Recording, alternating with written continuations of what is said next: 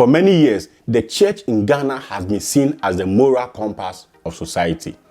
From independence to the present day, it has played a pivotal role in education, healthcare, and social justice. Christian institutions like the Christian Council, the Peace Council, Catholic Bishop Conference, Ghana Pentecostal Council, just mention it, have played a key role in shaping national discourse and upholding peace and unity in the country. However, in recent years, the involvement of some prominent pastors in state affairs, particularly in the National Cathedral project, has raised serious concerns. Today, we are discussing why the church has lost the moral right to demand accountability from the government, confront corruption, and how the National Cathedral scandal has shattered the public trust in the Christian fraternity.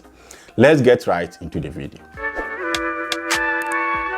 Let's start by looking at the origins of the National Cathedral project. Announced in 2018, this project was promised as a symbol of national unity, a gift to God by the nation of Ghana. On the surface, it seemed like a noble cause, an architectural masterpiece that would be used for worship and national events. But soon, cracks began to appear. One of the most glaring issues was the lack of transparency in the project funding. Initially, the project was presented as the president's private promise to God. But it quickly became clear that public funds were being used into the project without parliamentary approval or proper oversight.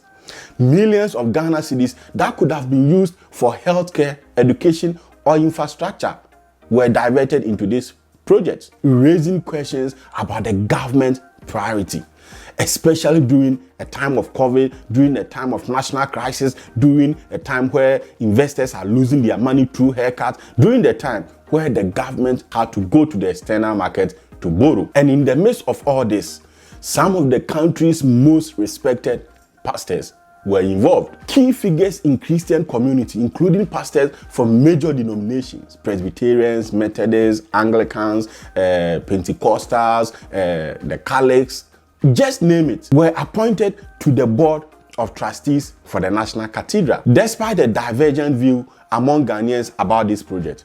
When these pastors were appointed to be the trustees of the project, many people have faith. Many people believe that now the church will demonstrate to the government what proper accountability is. The church will demonstrate to the government how proper governance should be. So many Ghanaians, many Christians were excited and happy because of the presence of these eminent men of God on the cathedral board. Therefore, these pastors or members of the board of trustees were expected to be the moral watchdogs, but they failed to ask the tough questions or hold the government accountable for the opaque financial dealings that surrounded the project.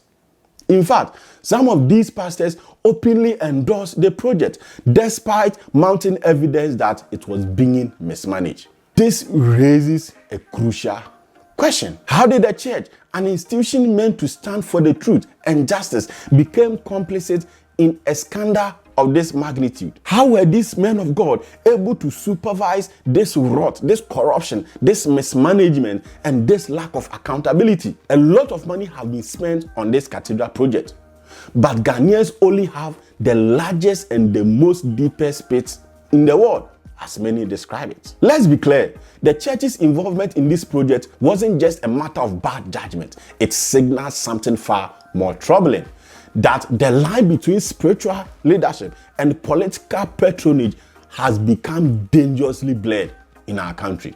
These pastors, by the virtue of their involvement, their silence, became enablers of corruption. They are part of this mismanagement and this scandal. And in doing so, they undermine the very gospel that they claim to preach. But the impact of this scandal has been devastating. For decades, Ghanaians have looked to the church as the last hope of integrity in a society rife with political corruption. But now, that trust is broken. People are asking, how can the church call out the government for corruption when its own leaders are entangled in a massive financial scandal. This loss of moral credibility has far-reaching consequences.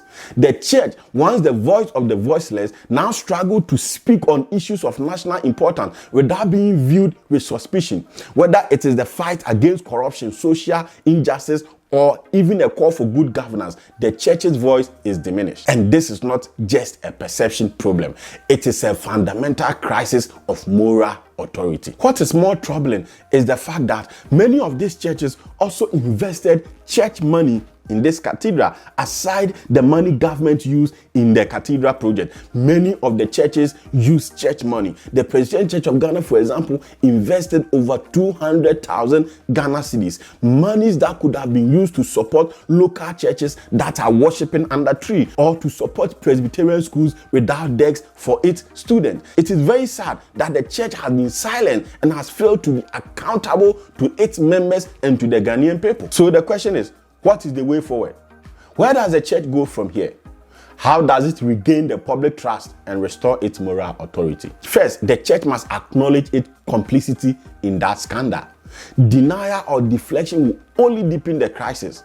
Pastors and church leaders involved in the project should publicly account for their action and, where necessary, step down from the board. But that is not enough. They must be held accountable for causing financial loss to the state. They must be accountable to their members on how they use the monies they took from the church's funds into this cathedral project. They must be accountable. They must be held accountable. That is what we preach. We must be accountable and responsible for our actions. That is the first step towards bridging the gap. That is the first step towards gaining the public trust. Second, the church needs to return to its prophetic role. For too long, many churches in Ghana have aligned themselves with political power, losing sight of their mission to serve the people, especially the marginalized, the vulnerable, and the oppressed.